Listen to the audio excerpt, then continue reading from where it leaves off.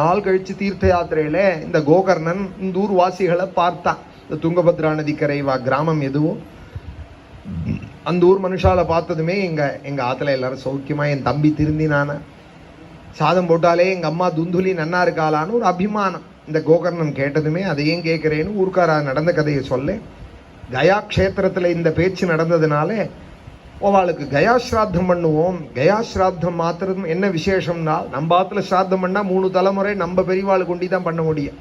நம்ம அப்பா தாத்தா கொள்தார், அவருக்கு அப்பாக்கெல்லாம் பண்ண முடியாது. 3 தலைமுறை வரைக்கும் தான் நமக்கு வேலையிடு. அம்மா பாட்டி கொல்பாட்டி, அம்மா இருந்தாலானா பாட்டி கொல்பாட்டி எல்பாட்டி, அதுக்கு மேலே கிடையாது. ஆனால் கயாஸ்ராத்தத்தில் யாருக்காக வேணாலும் யார் வேணாலும் பண்ணலாம். மனுஷாளுக்கு தான் இல்லை, நம்ம அதில் ஒரு மாடு கண்ணூட்டி இருந்தது, அது செத்து போயிடுத்துனால் அதுக்கு ஒரு பிண்டம் விஷ்ணு பாதத்தில் வைக்கலாம். எனக்கு ஒரு வாத்தியார் இருந்தார், ரொம்ப நன்னா பாடம் சொல்லி தருவார், பேர் தெரிஞ்சதுனால் அவர் பேரை சொல்லி பிண்டம் வைக்கலாம். கயாஸ்ராத்தத்துக்கு அவ்வளோ விசேஷம் இருக்குது. சாப்பிட்ட இடம் உபநயனமும் பண்ணி வச்சிருக்காள் அவள்ங்கிறதுனால ஒரு சம்பந்தம் இருக்குது. இந்த அம்மாவுக்கும் பிள்ளைக்கும் தம்பி, இவனோட தம்பிக்கும் கயாஸ்ராத்தம் பண்ணிட்டு அங்கே எங்கே தீர்த்த யாத்திரை பண்ணிட்டு வந்த கோகர்ணன் தன் வீட்டுக்கு வந்தான். கிராமத்துக்கு வீடு வாசலோட கொள்ள திறந்து கிடக்கு, யாருமே உள்ளே போக பயப்படுறா. பாழடைஞ்சு போயிடுது. பாழடைஞ்சு போயிடுது. என்ன இருந்தாலும் ஜனனி ஜென்மபூமிஷ்ட சொர்க்காதிபி கரியசின்னு பிறந்த ஊரும் பிறந்த வீடும் அம்மாவும் இதெல்லாம் ஒரு அபிமானம் பழைய காலத்தில் உண்டு. 3 தலைமுறை 4 தலைமுறை ஆவி வந்த வீடும்பா, உத்தரங்கள்லாம் ஆவி வந்ததும்பா. அது மாதிரி ஒரு அபிமானம் வீட்டிலையும் இருக்கும், பிறந்த ஊர்லேயும் இருக்கும். அது மாதிரி இந்த கோகர்ணன் கொள்ளையோட வாசல் போயிட்டு வரான். ஊர்க்காரெல்லாம் சொல்கிறாள், நீ நல்ல பையனா இருக்கே, இங்கே பிரேத பாதை இருக்கு, பைசாச்ச பாதை இருக்கு, இந்த வீட்டுக்குள்ளே இருக்காதே, நீ எங்காத்துக்கு வா சாப்பிடேன்னு அழைத்துன்னு போய் சாப்பாடு பண்ணி வச்சா. ராத்திரியும் அந்த வீட்டுக்கு போகாதேன்னு ஆனை மட்டும் சொன்னால், இல்லை நான் வாசு திண்ணையை சுத்தம் பண்ணிவிட்டு திண்ணையில தான் நான் வாழ்ந்தேன்.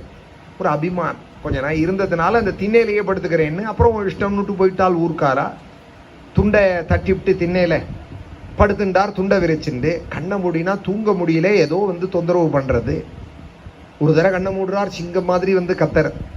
ஒரு தடவை கண்ணை மூடுறார், வேற ஏதோ ஒரு மிருகம் சத்தம் போடுறது, பயமுறுத்துறது. சாமானியனா இருந்தா தலைதறிக்க ஓடி போடுவான். அப்புறம் அவனுக்கு விபூதி முடிகை கட்டி மந்திரிக்கணும். இவரோ காயத்ரி உபாசக. கண்ணை மூடினா இது மாதிரி வர்றது. 2 தடவை 3 தடவை பார்த்தார், சொப்பனம் இல்லை, இது தூங்கவே இல்லையே. 3-4 தடவை அப்படி வந்ததும் கண்ணை மூடினபடியே காயத்ரின்னா இருக்கே இவர்கிட்ட. கண்ணை மூடினபடியே கேட்டார், யாரு நீ, என்னதுக்காக என்னை தொந்தரவு பண்ற அப்படின்னார். உடனே அந்த கிருத்திய என்ன ரூபத்தில் வந்ததோ ஹோன்னு அழுதுது.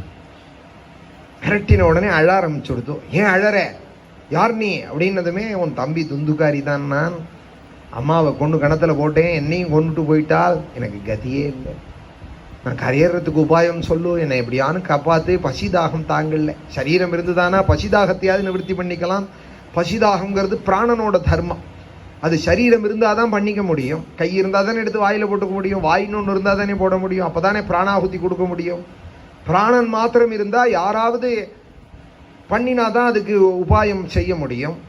பசிதாகமும் தாங்கல்ல, சரீரமும் இல்லை, துர்மரணமாக போயிட்டேன், பைத்திருக்கமான காரியமும் என்னை சேராது, நான் என்ன பண்ணுவேன்? பிராணன் இருக்கிற வரையும் பசி உண்டு, நான் என்ன பண்ணுவேன்? எனக்கு ஒரு உபாயம் சொல்லேன்னதோ, நீ கொஞ்சம் பொறுமையாயிரே, பொழுது விடியட்டும், நான் உனக்கு ஒரு உபாயம் தேடுறேன்னு ஊரில் இருக்கிற வித்வான்கள் எல்லாம் கூப்பிட்டு கேட்டார். இது மாதிரி என் தம்பி கரையேறலைன்னு அழறான், ஒரு உபாயம் சொல்லுங்கன்னா. இருக்கிறதுக்குள்ள ஒரு ஜீவன் கரையேறதுக்கான உபாயம் கயாஸ்ராத்தம் தான். இந்த கோகர்ணன் சொல்றா, என் தம்பிக்கும் அம்மாவுக்கும் நான் கயாஸ்ராத்தம் பண்ணினேனே, கரையேறாத பித்திருக்கள்லாம் கரையேறிடுவாள், கயைக்கு போய் பண்ணினோமானா.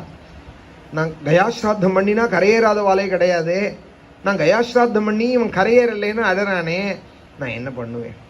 உபாயம் சொல்லுங்கன்னா. உடனே ஊர்க்காரால் எல்லாருமே சொன்னால், சாஸ்திரத்துல கயாஸ்ராத்தத்துக்கு மேல ஒரு ஜீவன் கரையேற உபாயம் தெரியல. நம்மகிட்ட கிடைச்ச சாஸ்திரம் கொஞ்சம்தான். சூரியன்கிட்ட ஒரு லைப்ரரி இருக்கு, ஜெர்மன்ல ஒரு லைப்ரரி இருக்கு, இங்கிலாந்துல இருக்குங்கிறாலும், கிடைக்காத புஸ்தகங்கள்லாம் அங்கே வச்சிருக்காள் அப்படிங்கிறாலும். அது மாதிரி ஒரு லைப்ரரி சூரியன்ல இருக்கு, சகல சாஸ்திரத்துக்கும் நிதி அவர், அவரை வேணா கேளு. நீ தான் காயத்ரி உபாசகனாச்சே, அவரை கேளுனால். காயத்ரிக்கு அபிமானி தேவத்தை சூரியன் தான், அர்த்த தேவதை பரமாத்மா, ரூபந்தான் 5 தலையோட இருக்கிற தேவி. முக்தா வித்ரும ஹேமநீர தவச்சாயின்னு 10 கையோட 5 முகத்தோட இருக்கிறது ரூபம். அபிமானி தேவத்தை சூரியன், அர்த்தம் பரமாத்மா. சூரியனை கேட்போம்னு காயத்ரி உபாசனையினால ஒரு 2-3 செகண்டு சூரியனோட கத்தியை ஸ்தம்பனம் பண்ணினார். ஒரு 2-3 செகண்ட் சூரியனை நிறுத்தினாலே ஜகத்துக்கு கஷ்டம் வந்துடும். உடனே அவர் பதறிண்டு, ஏண்டா என்னை தடுக்கிற, போற பாதையில என்னத்துக்கு நீ என்னை நிர்பந்தம் பண்றேன்னா. உடனே அவர் சொன்னார், என் தம்பி கரையேறதுக்கு உபாயம் சொல்லுங்கோ, அதுக்காக தான் உங்களை கேட்டேன்னா. கயாஸ்ராத்தமும் பண்ணிவிட்டேன், கரையேறலையே அவன். கயாஸ்ராத்த சதேனாபி முக்திர்நைவச்ச. உடனே சூரியன் சொன்னார், 100 கயாஸ்ராத்தம் பண்ணினாலும் உன் தம்பி கரையேற மாட்டான். ஏன்னா மாத்திருஹத்தி பண்ண பாபி அவன். மாதா பிதாக்களுக்கு பண்றது அவ்வளவு கேடு. அவ தாபத்தை, அவ சாபத்தை, அவளுடைய இதை அடைஞ்சுட்டு அவன் என்ன பண்ணினாலும் அவனுக்கு இகத்திலையும் சரி பரத்திலையும் சரி அவன் க்ஷேமத்தை அடைய மாட்டான். கயாஸ்ராத்த சதேனாபி 100 கயாஸ்ராத்த நீ பண்ணினாலும் கரையேற மாட்டான். கரையேற மாட்டான்னு தான் தெரிஞ்சிருக்கே, அவன் ராத்திரி மிரட்டுறானே. இப்ப கரையேற மாட்டான்னு நீங்களும் சொல்றதுக்காக உங்களை கேட்கிறேனா, கரையேறதுக்கு உபாயம் சொல்றோம் சுவாமி. உடனே சூரியன் சொல்றார், ஸ்ரீமத் பாகவதான் முக்தி சப்தாஹம் வாசனம் குரு. நல்ல பிராமணால கொண்டு வேதாத்தியனம் பண்ணவாலே சிகா யஜ்ஞோபவீதத்தோட இருந்துட்டு சதாச்சார ஸ்நானசந்தி பண்ணிண்டு அனுஷ்டானத்தோட இருக்கிற பிராமணால கொண்டு 7 நாள்ல பாகவத சப்தாகம் நடத்தி சௌதஸ்மார்த்த நிஷ்ணாதா எல்லாமே இருக்கு. அதுல நானா சொல்லல, இது மாதிரி இருக்கிற பிராமணனே, கிருஷ்ணார்த்தியா கிருஷ்ண பக்தி பண்ற பிராமணனே, வெறுமனை சாஸ்திரம் படிச்சவனா இருந்தா உண்டி போறார். கிருஷ்ணார்த்தியா இருக்கணும், அவன் கிருஷ்ணன் தான் பெருசுன்னு வாழறவனா இருக்கான். அது மாதிரி உள்ள பக்தனை கொண்டு நீ சப்தாகம் நடத்தி கட்டாயம் கரையேறுவான்.